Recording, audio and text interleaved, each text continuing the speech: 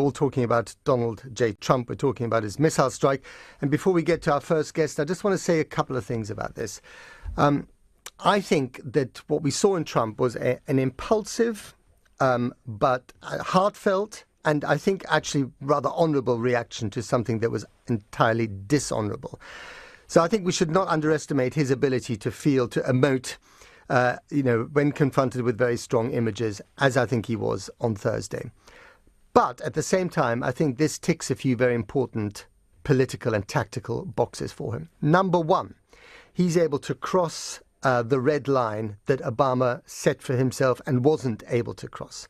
Obama, you remember, in 2013, promised military action if the Syrians used chemical weapons. They did, and he didn't act. That was perhaps the biggest mistake of his administration. Trump has tried to trample all over that legacy, I think rightly, by doing what he did. Secondly, remember he called for the airstrike only 6 minutes after his meal with Xi Jinping in the Mar-a-Lago estate had finished.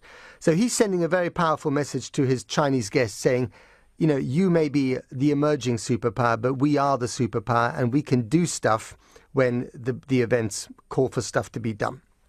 So that must have impressed his guest, if not caused a little bit of indigestion.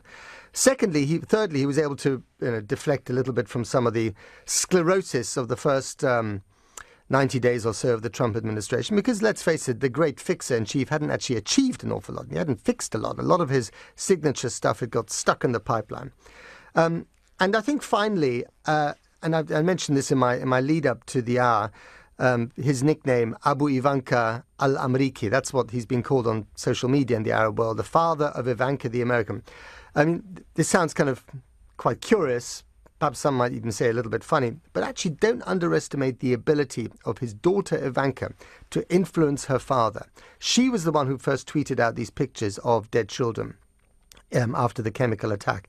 And I wouldn't be surprised if she said to her dad, look, you've got to act here. None of this sitting on the sidelines. I know you said you don't like military intervention, but you've got to do something about this. And maybe that is one of the things that persuaded him.